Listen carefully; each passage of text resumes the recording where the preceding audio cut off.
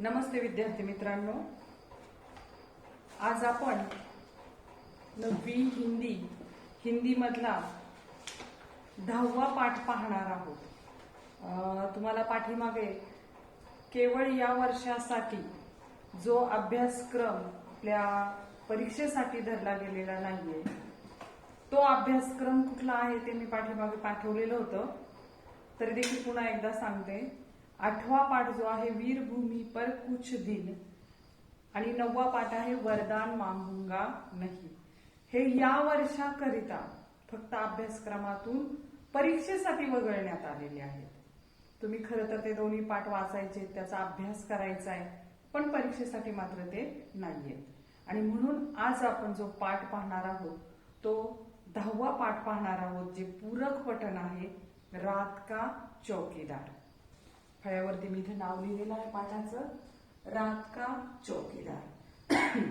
या पाठाचे लेखक जे आहेत, इस पाठ के लेखक है सुरेश कुशवाहा। उनको तन्मय जी के नाम से भी जाने जाते हैं।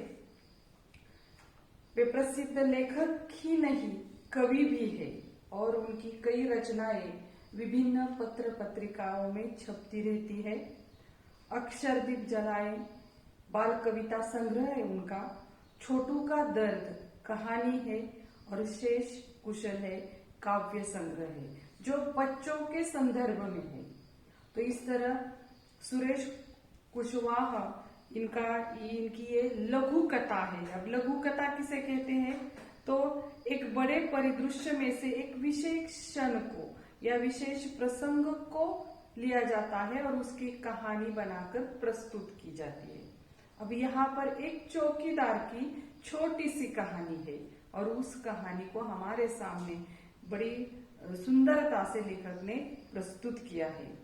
अब देखो चौकीदार, ये चौकीदार कौन होता है? आप लोग जानते हैं कि हम जहां पर भी रहते हैं, जैसे कॉलोनी में रहते हैं, गांव में रहते हैं, तो हम उसे गुरखा बुलाते हैं। और रात के समय में जब हम गहरी नींद में होते हैं या हम सो जाते हैं, तो हमारे घर की ये रखवाली करता है। सिर्फ हमारे घर की नहीं, हमारे आसपास की, पूरे गांव की, कॉलोनी की ये रात भर जाग कर क्या करता है? चौकीदारी करता है। उसके हाथ में एक डंडा होता है और एक सीटी बजाता है वो, और उससे हमें ये पहचान होती है कि चौकीदार आ गया। और उसके बदले में लोग जिसके जी में जो आए, कम या ज्यादा कुछ न कुछ रुपए उसे दे देते हैं और उससे उसका गुजारा होता है। अब देखो, हमारी ये समझ होती है कि रात में ये चौकीदार पहरेदारी करता है, चौकसी करता है, तो ये बड़ा बहादुर है। कई जगह पर उन्हें बहादुर के नाम से भी गुरखा को बुलाते हैं। और ये उसे किसी से डर नहीं लगता, बहादुर तो है ही वो, क्योंकि रात को अगर चौकसी करता है तो वो बहादुर जरूर है। लेकिन हमें ये लगता है कि उसे किसी से डर नहीं लगता है। लेकिन हम इस पाठ में देखेंगे क्या उसे भी डर लगता है? तो फिर डर लगता होगा तो वो रात को काम क्यों करता है? और इतनी ईमानदारी से वो काम करने पर क्या उसे मेहनताना भी बराबर मिलता है या नहीं मिलता है? इसी बात पर यहाँ पर लेखक जी ने बहुत ही सुंदर ढंग से ये लघु कथा हमारे सामने प्रस्तुत की है। और उन्होंने ये कहा है कि चौकीदारी के माध्यम से जहां इस पेशे से जुड़े लोगों की ईमानदारी, कर्तव्य निष्ठा को दिखाया है उन्होंने, और कुछ लोगों की मुफ्तखोरी मतलब समाज में हर तरह के लोग हैं। कुछ लोग ऐसे होते हैं जिन्हें सब कुछ मुफ्त में चाहिए, मतलब सेवा तो चाहिए लेकिन उसके लिए वो पैसा देना नहीं चाहते। जो मुफ्त में मिलेगा वो उन्हें चाहिए, और इसलिए कुछ लोगों से काम तो वो करवा लेते हैं लेकिन उसका मेहनताना उस इंसान को नहीं देते हैं। तो इस तरह की ये कहाणी है रात का चौकीदार। मी तुम्हाला आत्ताच सांगितलं मुलांनो की आपण अगदी 10वा पाठ पाहणार आहोत। 8वा आणि 9वा पाठ या वर्षीसाठी परीक्षेसाठी वगळण्यात आलेला आहे। त्यानंतर दुसरी गोष्ट आणखी, मग आता हा पाठ शिकून झाल्यानंतर आपले 8 गृहपाठ होतील आणि तुम्ही सर्वांनी ते 8 गृहपाठ लिहिलेले असले पाहिजेत। बऱ्याचशा मुलांनी ते गृहपाठ लिहून दाखवलेले आहेत. वैयक्तिक नंबरवर तुमच्या हिंदी शिक्षकांच्या वैयक्तिक नंबरवरती ते गृहपाठ लिहिलेले पाठवा, असं मी मागे पण सांगितलेलं होतं. तर काही मुलांनी प्रामाणिकपणे लिहून पाठवलेले आहेत, परंतु काही मुलं अजूनही लिहित नाहीये. तर ते गृहपाठ आले पाहिजे. 9वी क आणि 9वी ड ची मुलं मला ते गृहपाठ पाठवतील आणि 9वी अ आणि ब ची मुलं तुम्हाला जे हिंदीला शिक्षक आहेत त्यांना तुम्ही काय करायचंय, तो पाठ पाठवायचा आहे. आता आणखी एक गोष्ट, आज हा धडा शिकवताना थोडासा मी बदल करणार आहे. पाठाचं स्पष्टीकरण देण्यापूर्वी एकदा पाठाचं वाचन करणार आहे आणि वाचन करताना त्या धड्यामध्ये जिथे जिथे नवीन शब्द आलेले आहेत ते नवीन शब्द फळ्यावरती लिहिणार आहे आणि तुम्ही लगेच ते वहीमध्ये लिहून काढायचे. आणि अशा प्रकारे नवीन शब्दांची ओळख झाल्यानंतर आपण काय करणार आहोत, पाठाचं स्पष्टीकरण पाहणार आहोत. तर मी पाठाचं वाचन करते, कारण पूरक पठणचा पाठ आहे. खरं तर हा पाठ अपेक्षा अशी असते की तुम्ही स्वतःहून तो पाठ काय करायचा असतो, अभ्यासायचा असतो. ठीक आहे, पाहूयात आपण पाठ. आलेले नवीन शब्द इथे लिहिले जाणार आहेत, तुम्ही लगेच ते वहीमध्ये लिहून घ्यायचे. दिसंबर जनवरी की हाथ कांपती ठंड हो, झमाझम बरसती वर्षा या उमस भरी गर्मी की रातें. देखो यहाँ पर पहला शब्द आया है हाथ कांपती. हाथ कांपती का मतलब है हड्डियों में कपकपाती पैदा करने वाली ठंड. तो आप लिख सकते हैं हाथ कांपती का मतलब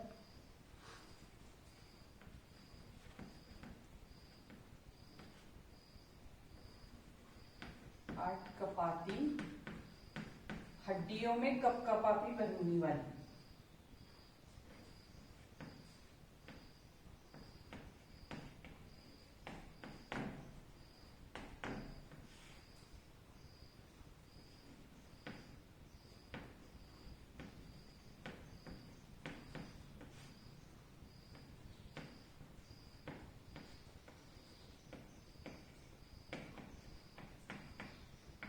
आपण पाहतो का खूप खूप थंडी असते त्यावेळेला आपले हातपाय अगदी काकडून गेलेले असतात, थरथर कापत असतात, दातावर दात ठेवले तर दात वाजत असतात. तर त्याला म्हणलेलं आहे हाथ कापती.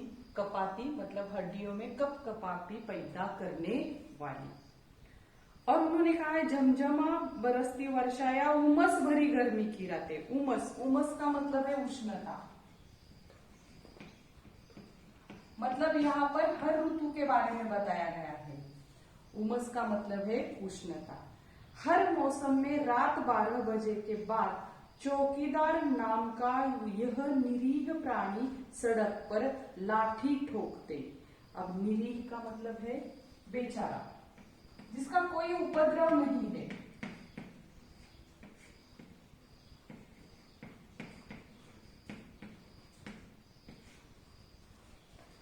लाठी ठोकते, सीटी बजाते, हमें सचेत करते हुए कॉलोनी में रात भर चक्कर लगाते रोज सुनाई पड़ता है.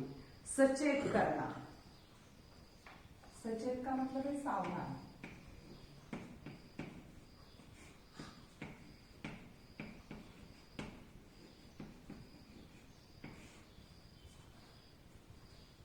हर महीने के तरह पहली तारीख को हल्के से गेट बजाकर खड़ा हो जाता है. साहब जी पैसे, कितने पैसे, वो उससे पूछता है. साहब जी 1 रुपया रोज के हिसाब से महीने के 30 रुपए. आपको तो मालूम ही है. अच्छा एक बात बताओ बहादुर, महीने में तुम्हें कितने घरों में से पैसे मिल जाते हैं. साहब जी ये पक्का नहीं, कभी 60 घर से, कभी 50 से. तीज त्योहार पर बाकी घरों से भी कुछ कुछ मिल जाता है. इतने में ठीक ठाक गुजारा हो जाता है. अब गुजारा होना, गुजारा का मतलब है निर्वाह होना.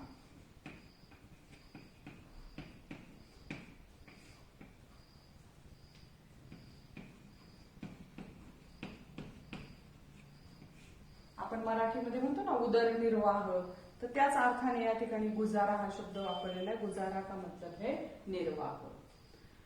पर कॉलोनी में तो 100-125 से भी अधिक घर है, फिर इतने कम क्यों.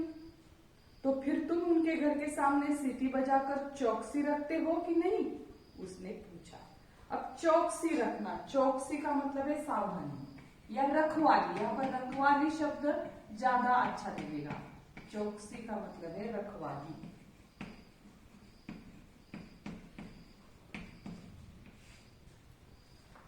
हाँ साहब जी, चौकसी रखना तो मेरी जिम्मेदारी है। मैं केवल पैसे के लिए ही काम नहीं करता, फिर उनकी चौकसी रखना तो और जरूरी हो जाता है। भगवान नहीं करे यदि उनके घर चोरी वोरी की घटना हो जाए तो पुलिस तो फिर भी हमसे पूछेगी ना, और वे भी हम पर झूठा आरोप लगा सकते हैं कि पैसे नहीं देते इसलिए चौकीदार ने ही चोरी करवा दी। ऐसा पहले मेरे साथ हो चुका है साहब जी। अच्छा ये बताओ, रात में अकेले घूमते तुम्हें डर नहीं लगता? डर क्यों नहीं लगता साहब जी? दुनिया में जितना जिंदा जीव है सबको किसी न किसी से डर लगता है। बड़े आदमी को डर लगता है तो फिर हम तो बहुत छोटे आदमी हैं। कई बार नशे पत्ते वाले और गुंड बदमाशों से मारपीट भी हो जाती है। शरीफ दिखने वाले लोगों से झिड़कियां। अब देखो, झिड़कियां का मतलब है डांट फटकार।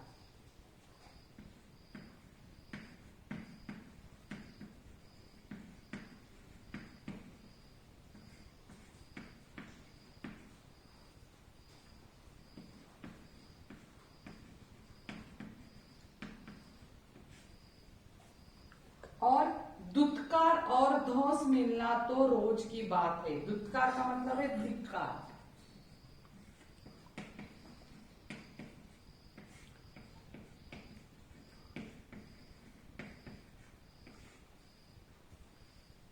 धौंस, धौंस का मतलब है धमकी।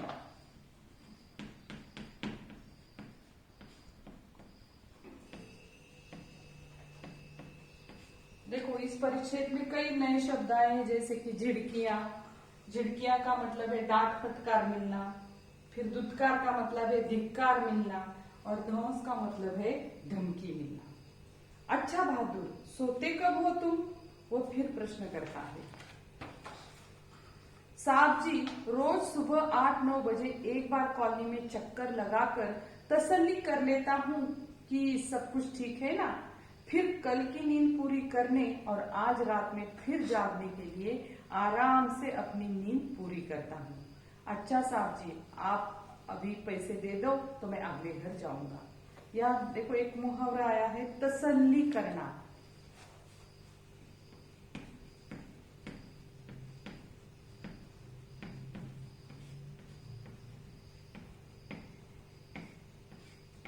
तसल्ली का करना का मतलब है समाधान करना।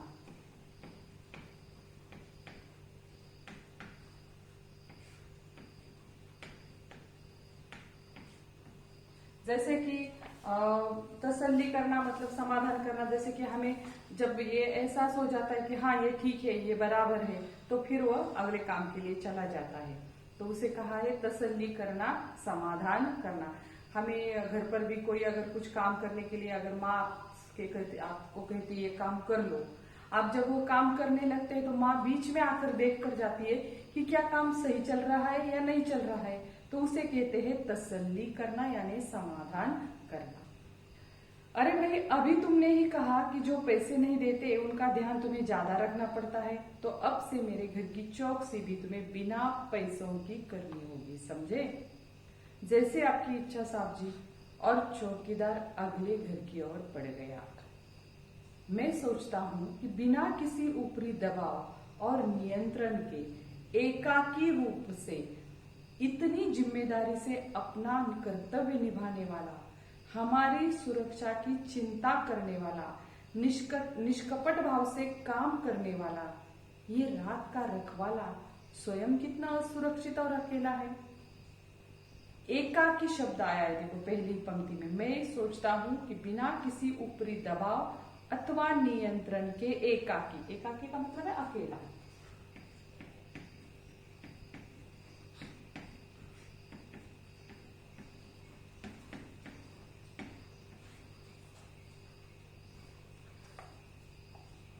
मैं रात भर ऊहापोह में रहा, ठीक से नींद भी नहीं आई।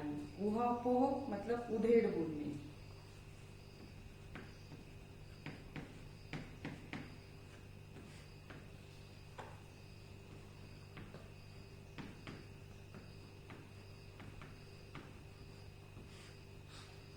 देखो कभी कभार ऐसा हो जाता है, कुछ हमारे मन में कुछ सोच होती है और उसके बारे में हम बार बार सोचते हैं ऐसा वैसा, तो सोचते रहते जब सोचते हैं तो हमें रात को नींद नहीं आती है। उसे ऊहापोह कहा है, उसका मतलब है उधेड़ बुन मेरे। सवेरे उठने तक मैं निर्णय ले चुका था। मैंने चौकीदार को बुलाया, उससे कहा मेरे घर की चौकसी करने का तुम्हें पूरा मेहनताना मिलेगा। चौकीदार ने सलाम किया और चला गया।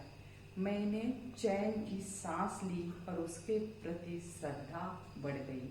और यहाँ पर भी एक मुहावरा आया है, चैन की सांस लेना।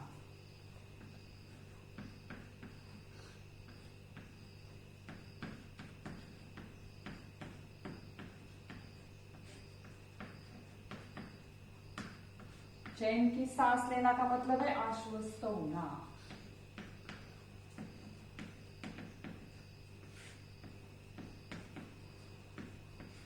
देखो कुछ समस्या होती है, जब तक उस समस्या का हल नहीं निकलता तब हमें चैन नहीं आता है, और जब उस समस्या का हल निकल जाता है तो हम क्या कहते हैं, मैंने चैन की सांस ली। जैसे कि अब कोरोना इस बीमारी पर अगर लस आ जाती है और हमें वो मिल जाती है तो हम चैन की सांस लेंगे, तब तक तो हमें चैन की सांस नहीं है। तो इसे कहते हैं आश्वस्त होना, मतलब चैन की सांस लेना मतलब आश्वस्त होना। तो देखो मैंने सिर्फ ये पाठ पढ़ा है और पाठ में जो भी नए शब्द आए हैं उन शब्दों को आपको लिख कर दिया है। आप सभी ने उन्हें कॉपी में लिखा होगा। फिर से हम देखेंगे कौन से नए नए शब्द है। पहला शब्द है उमस। उमस का मतलब है उष्णता, गर्मी। गर्मी के दिनों में इतनी ज्यादा गर्मी होती है, हम पंखा चलाते हैं या और कुछ करते हैं उस गर्मी को, उस उमस को ठीक करने के लिए। दूसरा शब्द है निरीह प्राणी। ये चौकीदार कैसा है, निरीह प्राणी है, मतलब बेचारा है, गरीब है। सचेत करना, सचेत मतलब सावधान करना, गुजारा होना, निर्वाह होना। चौकसी, चौकसी का मतलब है रखवाली, रखवाली करना। झिड़किया का मतलब है डांट फटकार, हमें डांट फटकार मिलती है उसे झिड़कियां कहते हैं। दुत्कार का मतलब है धिक्कार। फिर हट कापती कपाती मतलब हड्डियों में कपकपापी पैदा करने वाली। धौस का मतलब है धमकी। और तसल्ली करना मतलब समाधान करना। एकाकी का मतलब है अकेला। ऊहापोह में रहना मतलब उधेड़ बुन में रहना। चैन की सांस लेना, यहाँ पर ये दो मुहावरे हैं। एक पहला है तसल्ली करना और दूसरा है चैन की सांस लेना। चैन की सांस लेना का मतलब है आश्वस्त होना। तो हम देखेंगे अब पाठ।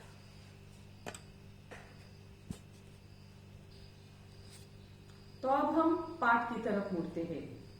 रात का चौकीदार। दिसंबर जनवरी की हड़काती ठंड हो, झमाझम बरसती वर्षा या उमस भरी गर्मी की रातें। यहाँ पर सुरेश कुशवाहा इन्होंने कहा है कि हर मौसम में, मतलब गर्मी हो, सर्दी हो या वर्षा हो, अब वो भी दिन कैसे, दिसंबर जनवरी की कहा है उन्होंने ठंड। आप लोगों को मालूम होगा नवंबर में या अक्टूबर में ही ठंड का मौसम शुरू हो जाता है, लेकिन सबसे ज्यादा ठंड कब होती है, तो दिसंबर में और जनवरी में। तो इतनी हमारे पूरे शरीर में कपकपाती भराने वाली वो ठंड होती है कि हम घर से बाहर भी नहीं निकल पाते। या उन्होंने कहा झमाझम बरसती वर्षा हो, बहुत ज्यादा वर्षा, जैसे कि अब इस पिछले महीने कुछ दिन पहले ही बंबई में हुई थी, तो उस तरह की वर्षा हो। या फिर उमस भरी गर्मी की रातें। उमस मतलब उष्णता, इतनी गर्मी होती है उन दिनों में कि मनुष्य ये सोचता रहता है कब बरसात हो और ये गर्मी नष्ट हो जाए, उसे उमस भरी गर्मी कहा जाता है। तो मतलब वर्षा हो, वर्षा ऋतु हो या ठंड का मौसम हो या गर्मी का मौसम हो, हर मौसम में एक इंसान ऐसा होता है कि भले चाहे कोई काम करे या न करे, ये काम करता रहता है। हर मौसम में रात 12 बजे के बाद चौकीदार नाम का यह निरीह प्राणी सड़क पर लाठी ठोकते, सीटी बजाते, हमें सचेत करते हुए कॉलोनी में रात भर चक्कर लगाते रोज सुनाई पड़ता है। अब देखो, आप भी जहां पर रहते होंगे वहां पर भी इस तरह का चौकीदार होगा।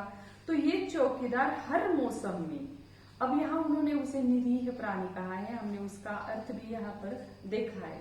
तो बेचारा है, ये किसी को परेशान नहीं करता है, किसी को नुकसान नहीं पहुंचाता है, खुद बेचारा होता है।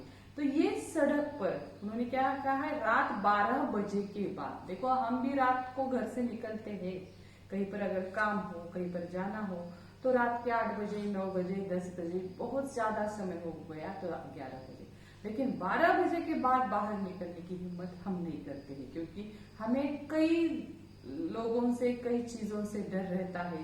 तो ज्यादातर इंसान 12 बजे के बाद घर से बाहर नहीं निकलते। लेकिन ये चौकीदार नाम का प्राणी उन्होंने कहा है 12 बजे के बाद ही घर से बाहर निकलता है, क्योंकि उस वक्त चौकसी करने की जरूरत होती है।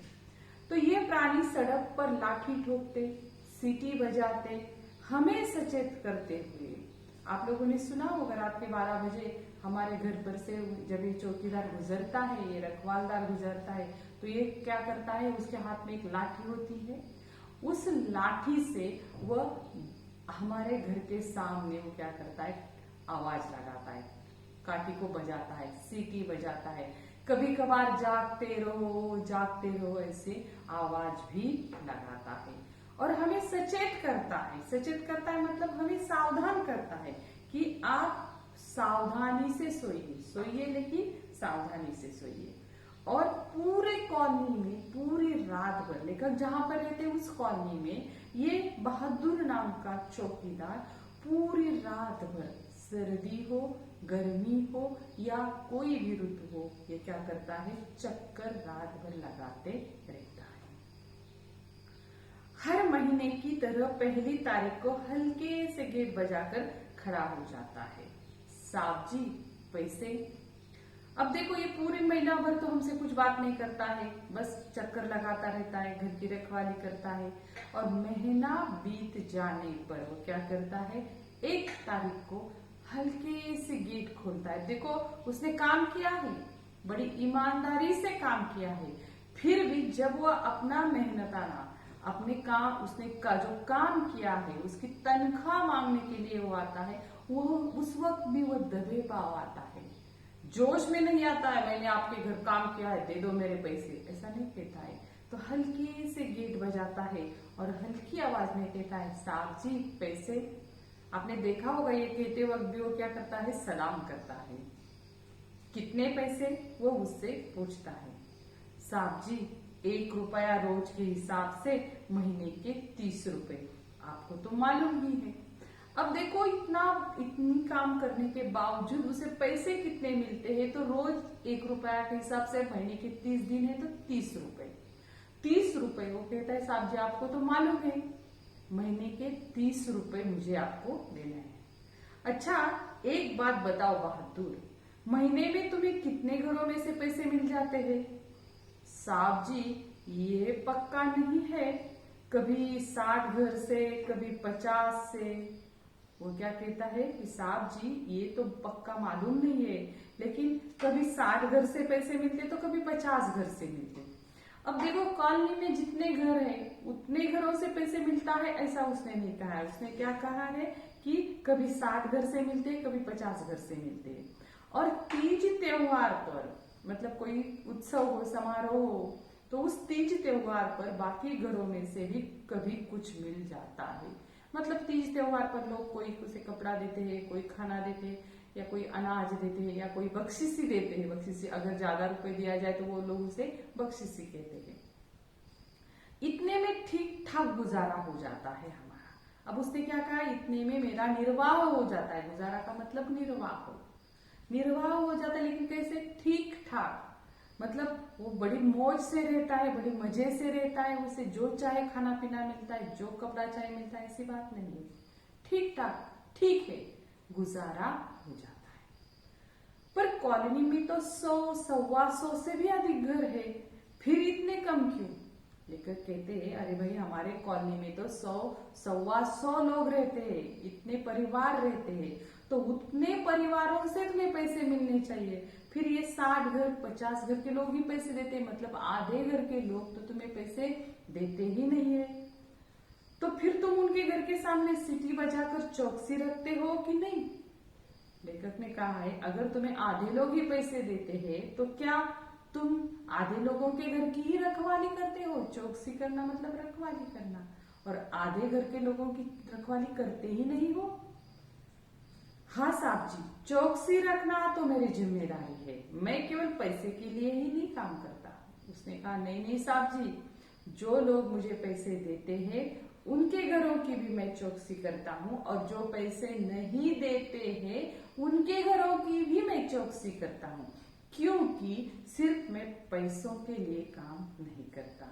फिर उनकी चौकसी रखना तो और जरूरी हो जाता है। वो कहता है जो पैसे नहीं देते हैं उनकी चौकसी रखना तो ज्यादा जरूरी हो जाता है।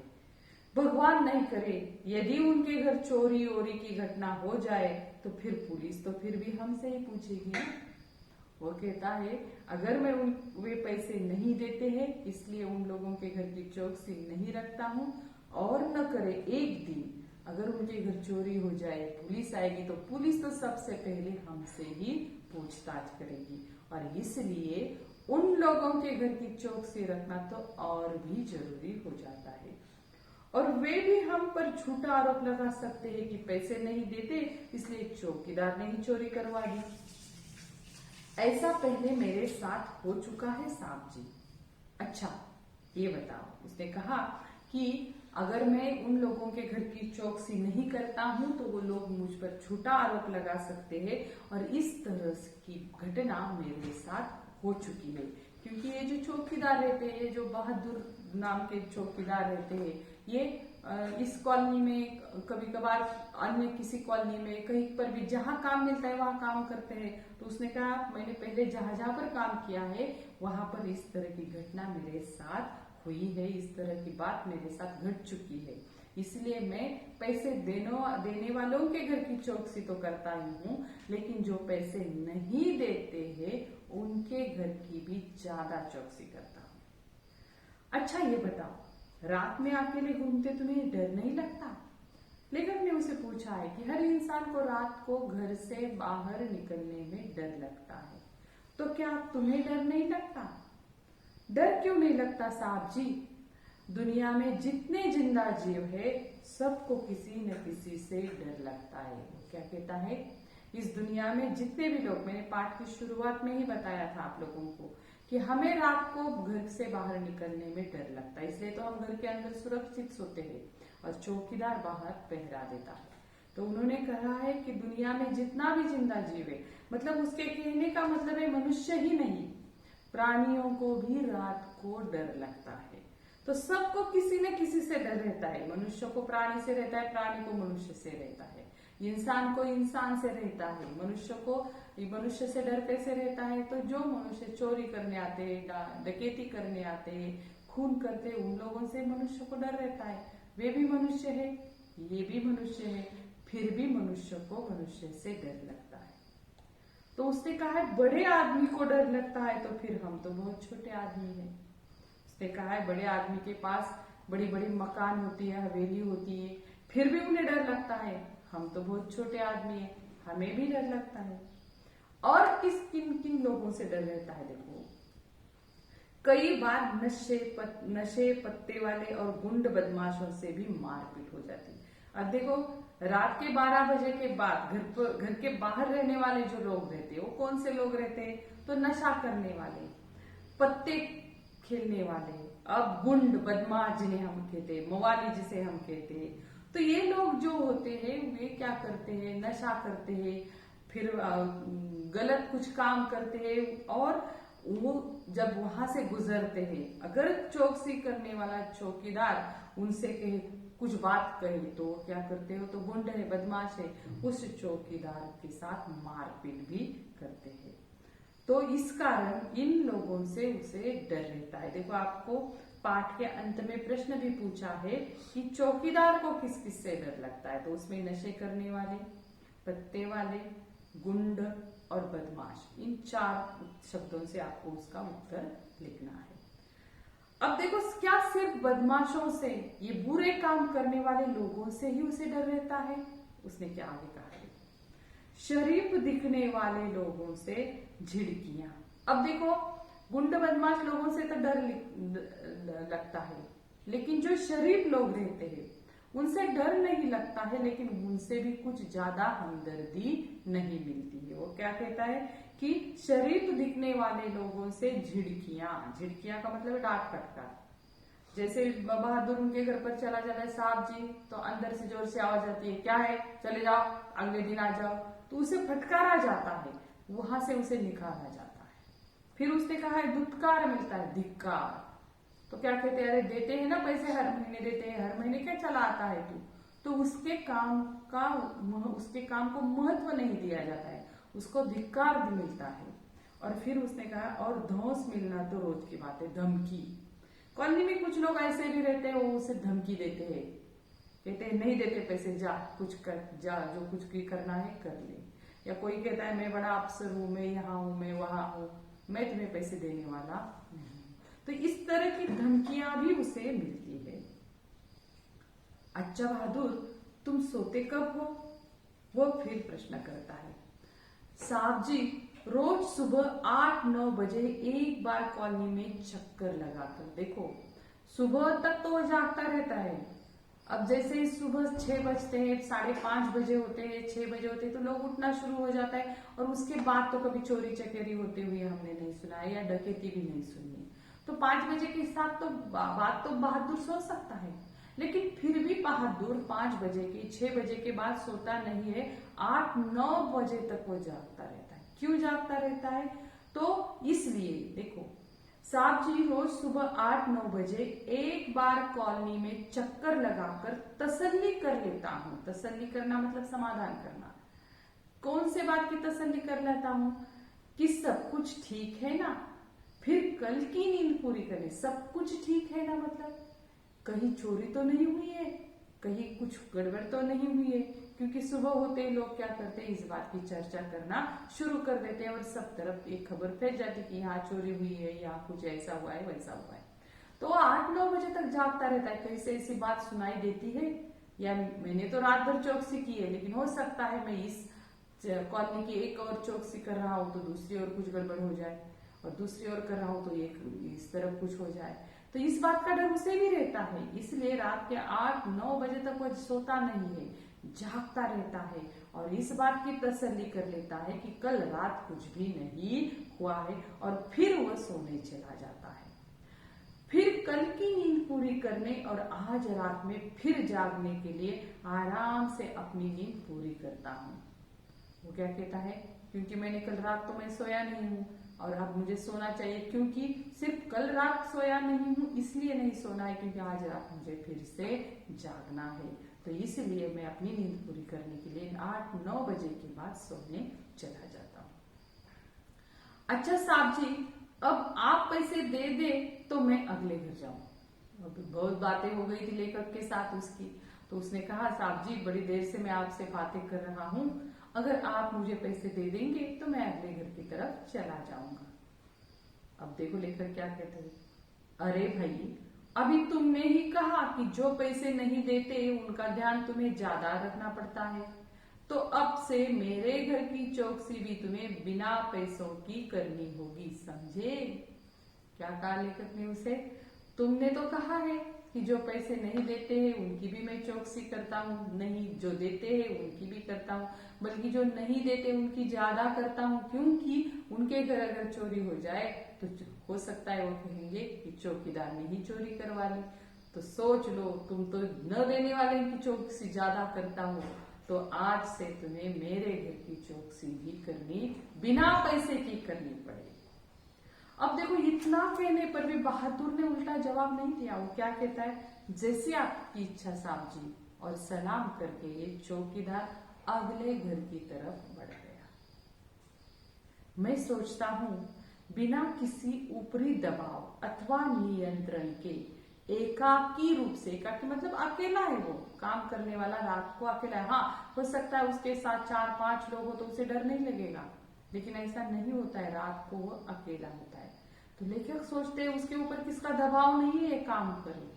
हम देखते हैं कि कोई भी नौकरी करने वाला इंसान हो, उसके ऊपर कोई ना कोई होता है, अफसर होता है, साहब होता है, और उसके दबाव के कारण वो काम करता है।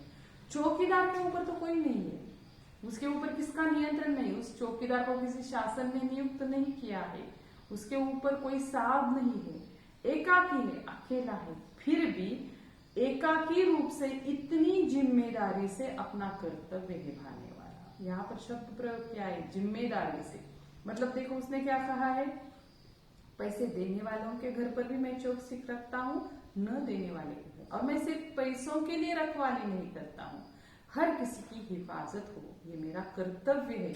अपने कर्तव्य को निभाने के लिए मैं चौकसी करता हूँ। फिर उन्होंने कहा जिम्मेदारी के साथ। सुबह हो सकता है 5 बजे 6 बजे वो जाकर सो सकता है, लेकिन नहीं सोता है, क्योंकि 8-9 बजे तक उसे ये तसल्ली करनी होती है कि कल रात को कुछ भी नहीं हुआ है। मतलब अपने कर्तव्य को समझता है और पूरी तरह से निभाता है।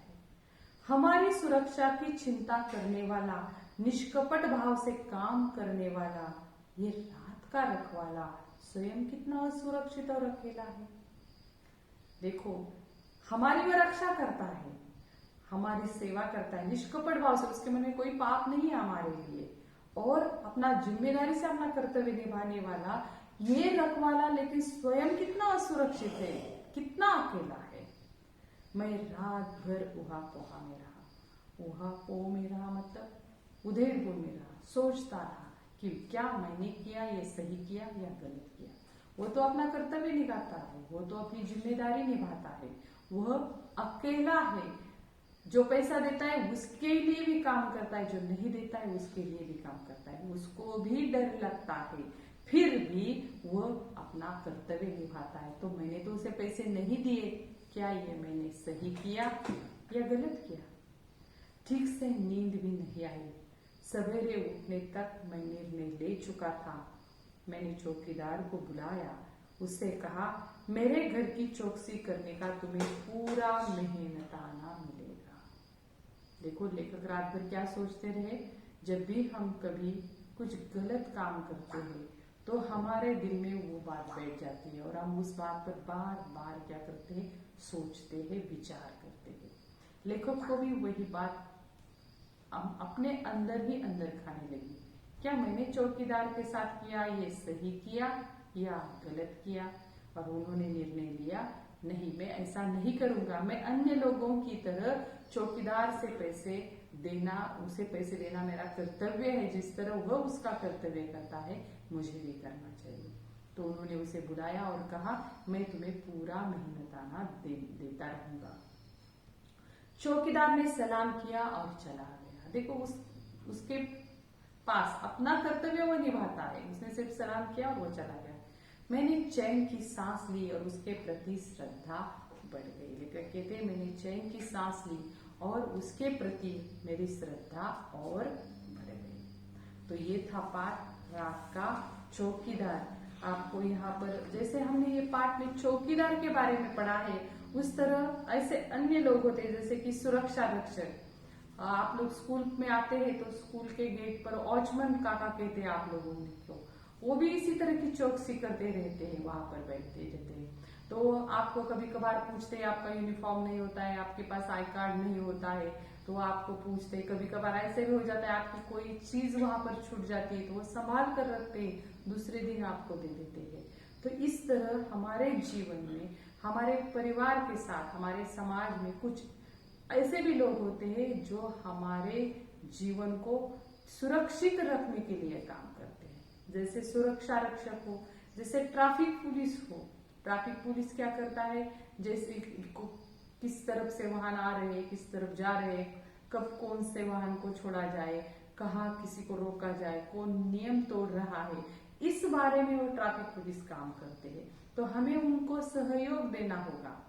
उन्होंने जो नियम बनाए हैं उन नियमों का हमें पालन करना होगा।